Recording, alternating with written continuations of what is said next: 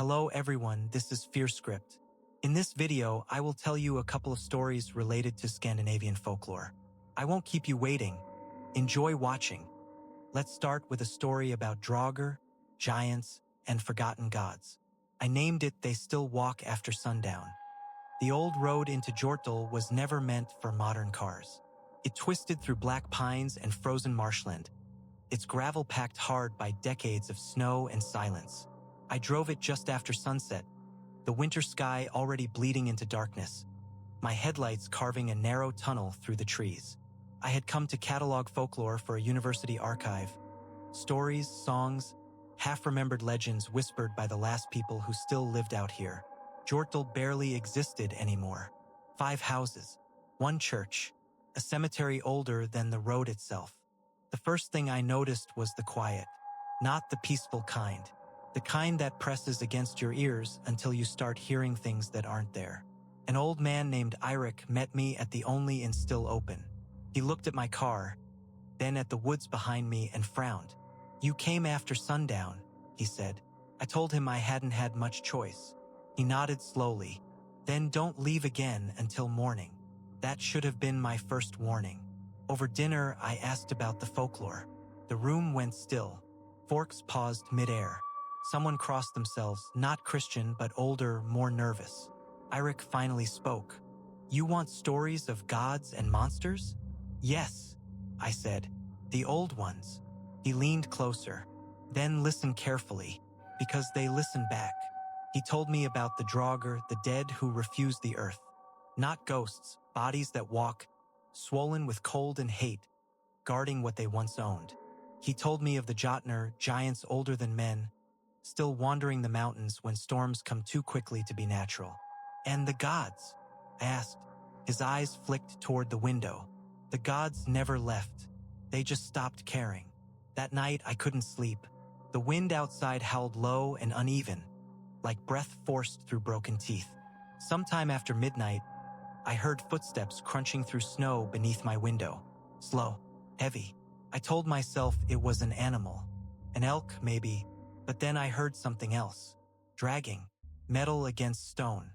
I peered through the frost on the glass. At the edge of the tree line stood a shape. Tall, hunched, its outline wrong in a way my brain resisted understanding. Moonlight slid across something pale and wet, like exposed skin stretched too tightly over bone. Took one step forward, then another, and stopped, because something else moved behind it. The trees bent outward as if pushed from within. A second shape emerged, larger, impossibly broad, its head brushing the lower branches. Snow fell from its shoulders as it straightened, revealing a face carved from shadow and ice. A giant. The smaller thing turned its head toward the inn, and I saw its eyes dim blue-white, burning with memory. The Draugr. The giant lowered its head, and the forest trembled. I stumbled back from the window, heart slamming. When I looked again, they were gone. No footprints, no broken branches. Morning came gray and reluctant. The villagers were already awake, faces tight and pale. Eirik didn't ask what I'd seen. He simply poured me coffee and said, "They walked last night." I asked why. He glanced toward the church on the hill. "Because someone forgot." The cemetery was frozen solid, but one grave had been disturbed. The stone lay cracked in two. Ancient runes carved into it glistened with frost and something darker beneath. "This was a binding," Eirik said. "An agreement. The dead stay dead. The old ones stay sleeping." "What broke it?" I asked. He looked at me. "You did. You came asking their names." That night, the sky burned with green auroras that writhed like living things. The villagers locked themselves inside. Eirik barred the inn door and handed me a candle. "If you hear them call you," he said, "don't answer. They will sound familiar." The footsteps returned. Closer this time. The walls creaked as something heavy passed by. From outside came a voice, deep, calm, ancient. Spoke my name, not shouted, not demanded, spoken like it had always known it. The candle flickered. The room grew colder. Then another voice joined it. Ragged, wet, whispering of home, of belonging, of rest beneath the earth. I pressed my hands over my ears and shut my eyes. Somewhere in the distance, something howled. A sound so vast it seemed to roll across the mountains themselves. When silence finally returned, dawn was already breaking. The road out of Jortul was clear when I left. No one came to see me off. Months later, reviewing my recordings, I found something I never remembered capturing. In the background of one file, beneath Irik's voice, was another sound. Breathing, slow, heavy, and a voice, barely audible, whispering my name from behind the microphone. Now let's move on to the next story. It was about the lake, music, Hulda, and Mara. People in the north will tell you that water remembers. Not just reflections or footprints along the shore, but names, voices, promises. I learned that one winter when I rented a fisherman's cabin beside Lake Varn, a stretch of black water tucked between spruce forests in northern Scandinavia. I was there to write. Quiet, isolation, the kind of place where thoughts slow down and imagination sharpens. The locals warned me anyway. Don't follow music near the lake, the woman at the supply store said, handing me bread and salted fish, especially after dark. I smiled, thanked her, and assumed it was a joke meant for outsiders. The first night proved otherwise. The lake was frozen around the edges but open at its center, breathing mist into the cold air like a living thing. My cabin stood close enough that I could hear the ice shifting. Deep groans beneath the surface, as if something massive were turning over in its sleep. Just before midnight, I heard the music. A violin, soft, beautiful, slow like a lullaby meant to ease you into forgetting where you were. The sound drifted across the lake, weaving between the trees and slipping through the cabin walls. I stood before I realized I was moving. Each step toward the door felt lighter than the last, like gravity itself was loosening its grip. My hand was already on the latch when something caught my eye in the window's reflection. Behind me, pressed into the dark corner of the room, was a shape that hadn't been there before. A woman. Her hair hung loose and tangled, pale against the shadows. She smiled at me, warm, inviting, and for half a second I felt an overwhelming sense of relief, like I'd finally found someone who understood me. Then she turned slightly, and I saw her back. It was hollow, not scarred or wounded, open, like bark peeled from a tree, revealing darkness beneath. I stumbled back, heart racing. The woman's smile didn't fade. "Don't listen," she said softly. "He wears many songs." She stepped backward and vanished into the wall as if it were smoke. The violin stopped. Silence crashed down so suddenly my ears rang. The next morning, I found footprints in the snow leading from my cabin straight onto the lake. Bare feet, human-shaped, they ended where the ice thinned into black water. I didn't leave. I should have, but curiosity is a dangerous thing, especially where old stories still breathe. I asked around, careful not to sound alarmed. The answers came reluctantly. They spoke of the Naken, a water spirit that plays music to lure the lonely and the curious. Could wear any face, any form, but music was its truest shape. Follow it and you would never return the same if you returned at all. They also spoke of the Huldra, forest women, beautiful from the front, wrong from behind. Guardians, tricksters, sometimes saviors, sometimes not. It depended on whether they liked you. That night, the music returned. Closer. I stayed inside, hands over my ears, but the sound slid beneath my thoughts, threading itself into my breathing. The cabin lights flickered. Frost crept across the windows in branching patterns that looked too much like veins. Then I felt pressure on my chest. I couldn't move. A weight settled over me, pinning me to the bed. I tried to scream, but my jaw wouldn't open.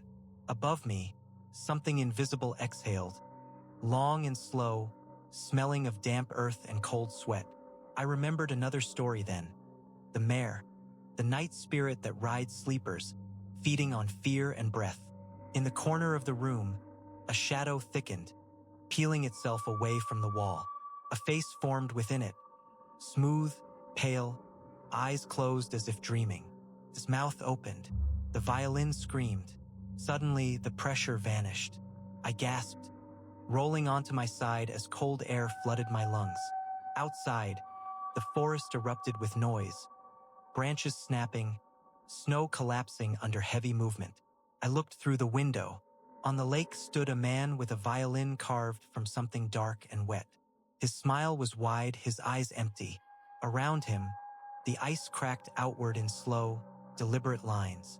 Between the trees, something else watched him.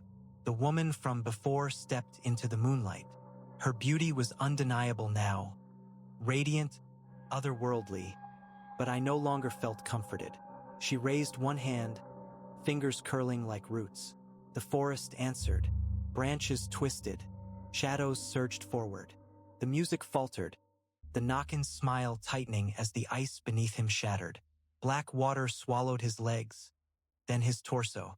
His song warped into something wet and panicked before cutting off entirely. The lake went still. The woman turned her head slightly, looking toward my cabin. Even from that distance, I knew she could see me. "Leave," she said. Her voice carried easily across the snow. "And do not write their names again." I left at dawn. Months later, far from the lake, I still wake some nights with the sound of a violin just beyond hearing. Sometimes I feel a weight press briefly against my chest before lifting away. And when I pass bodies of water in winter, I swear the ice groans. Not from cold, but from memory, because some things beneath the surface are still listening. Next story featuring Mailing, Skogso, and Churchgrim. In northern Scandinavia, there are places where snow doesn't muffle sound, it sharpens it. I learned that while restoring old church records for a regional archive, death registries, burial notes, half-rotten pages written in ink that had faded into brown ghosts of words. Most of the work was dull, but one parish kept repeating in the margins of multiple books. St. Olav's Church, closed, not abandoned. That distinction bothered me. The church sat beyond the last plowed road, accessible only by foot once winter settled in. Locals avoided the path entirely, claiming the forest folded wrong around it. They said sound traveled too far there. Voices carried when no one was speaking. Naturally, I went anyway. The church stood crooked in a clearing, its wood blackened by age and cold. Snow lay untouched around it, smooth as linen over a coffin. No tracks, no birds. Even the wind seemed hesitant. The bell rope hung just inside the doorway. It was frayed recently. Inside, the air smelled old and dry, like dust and frozen breath. Pews lined the nave, carved with symbols older than the church itself. I recognized some from folklore notes, warnings against forest spirits, prayers twisted into something closer to commands. That's when I heard the crying. A baby, soft at first, broken like it had already cried too long, came from beneath the floor. I froze. Every Scandinavian child grows up with one story they never forget.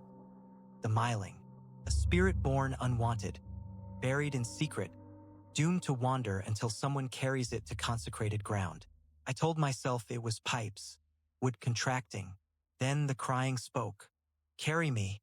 The floorboards near the altar creaked. A small shape pressed upward beneath them, distorting the wood as if something boneless was pushing from below. I backed away, heart hammering. "I can't," I whispered. The crying stopped. The silence that followed was worse. From outside, the forest answered.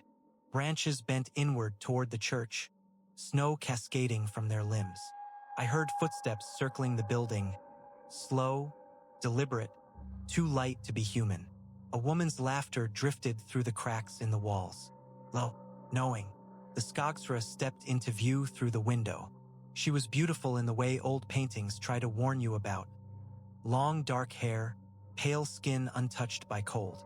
She pressed her palm to the glass, tilting her head as if listening to my breathing. Then she turned. Her back was hollowed like a rotting tree trunk, snow drifting through her as if she were already part of the forest. "You shouldn't be here," she said gently.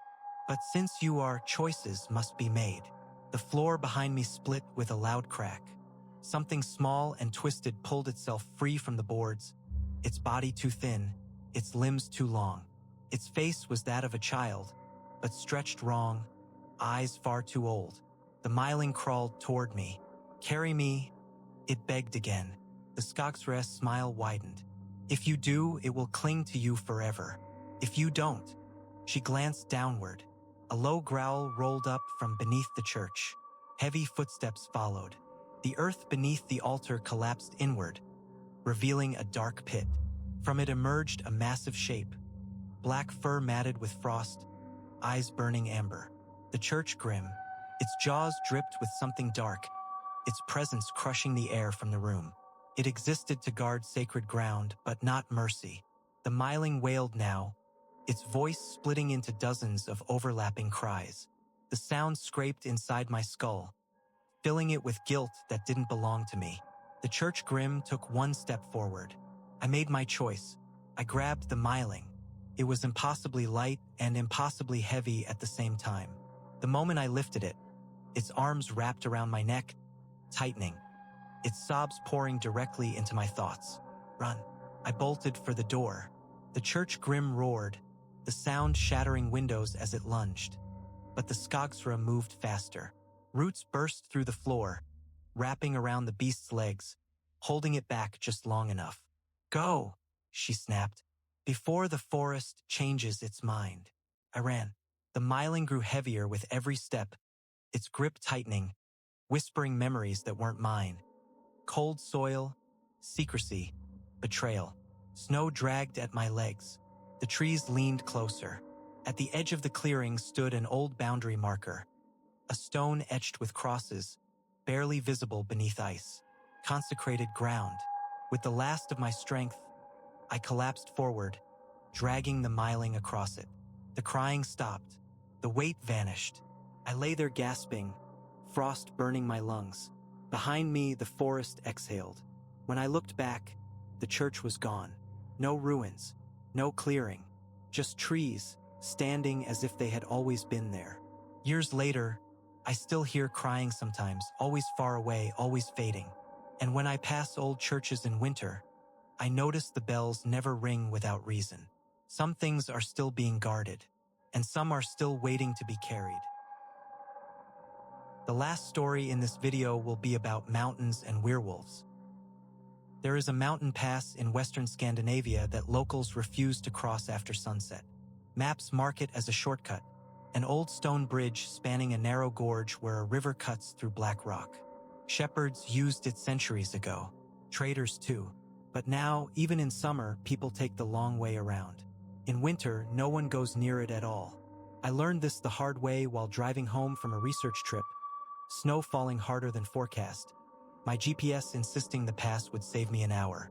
By the time I realized the road hadn't been maintained in years, turning back was no longer an option. Snow piled behind me, the forest pressing in on both sides. The bridge appeared suddenly through the fog. It was older than it should have been, stones worn smooth, carved with shallow symbols that looked less like decoration and more like warnings erased by time. Beneath it, the river roared, dark and fast, unfrozen despite the cold. As I stepped out of the car to inspect the bridge, I heard music. Not from the road, from the river. A violin, clear and aching, echoing up from the gorge. The melody felt unfinished, looping back on itself, tugging at something deep in my chest. I leaned over the edge despite myself, searching the mist below. On a rock near the rushing water sat a man in white, his clothes thin as linen, feet bare in the snow. He played with his eyes closed, smiling faintly, as though he were alone. The Fosgrim, I knew the stories. River spirits who taught music in exchange for offerings, who drowned those who mistook beauty for kindness. My breath fogged as I backed away from the edge. The music stopped. The man opened his eyes and looked directly at me. "You're late," he said gently. "They usually come earlier." I didn't answer. I didn't need to. Something growled behind me. "Low, close." I turned slowly. On the far end of the bridge stood a shape half hidden by fog. Tall, hunched, fur matted with ice. As it stepped forward, moonlight caught its face, twisted between man and beast. Its eyes were human, too human, a Varulv, The werewolf's lips pulled back, revealing teeth meant for tearing muscle from bone. It didn't rush me. It stalked, confident, patient. The Fossagrim's laughter drifted up from below. "Ah," he said, "you found our crossing on the wrong night." My pulse thundered in my ears. The bridge suddenly felt very narrow. "Choose," the river spirit continued. "The water remembers every soul that sinks into it. The forest remembers every bone left behind. Either way, you will be remembered." The Verolv stepped onto the bridge. The stone beneath its feet groaned. I ran. The moment I reached the center of the bridge, the wind surged violently, nearly knocking me over. The river below swelled, mist rising thick enough to blind me. The violin began again, louder now, vibrating through the stone. The Verolv charged. I slipped, hands scraping against ancient carvings. My fingers traced symbols I didn't recognize, but my skin burned where I touched them, as if the stone was warm beneath the ice. The bridge shook. From the river, pale hands reached upward, fingers stretching through the fog, grasping at nothing. Faces formed briefly in the mist, open mouths, empty eyes, before dissolving back into vapor. The Fosgrim stood now at the edge of the bridge, blocking my retreat. His smile was gone. "You don't belong to the water," he said almost regretfully. "But neither do you belong to the forest." The Verolv leapt. At the last second, I threw myself flat against the stones. The beast's claws struck the bridge instead, sparks flying as something ancient resisted its weight. The runes flared faintly, blue-white, like frozen lightning. The bridge answered. The Verolv howled as the stone beneath it cracked, splitting along the carvings. A section collapsed inward, dragging the creature down. It clawed at the edge, screaming, not like an animal, but like a man who knew exactly what was happening to him. The river swallowed the sound. Silence fell. The fog thinned. The river calmed. The Fosgrim watched the water for a long moment, then looked at me. "Run," he said softly, "before the bridge forgets why it spared you." I didn't hesitate. I crossed the remaining distance, reached my car, and drove until the road widened and the trees pulled back, until the snow stopped and the night felt ordinary again. Weeks later, curiosity got the better of me. I searched for the bridge. There were no records, no photos. Locals denied its existence entirely. But sometimes, late at night, when everything is quiet, I hear a violin carried on the wind, unfinished, looping, patient. And I know the river still remembers, waiting, listening, for the next traveler who trusts a shortcut through the dark. That's all. Thanks for watching, friends. If you liked it, give it a like and subscribe if you want more interesting scary stories.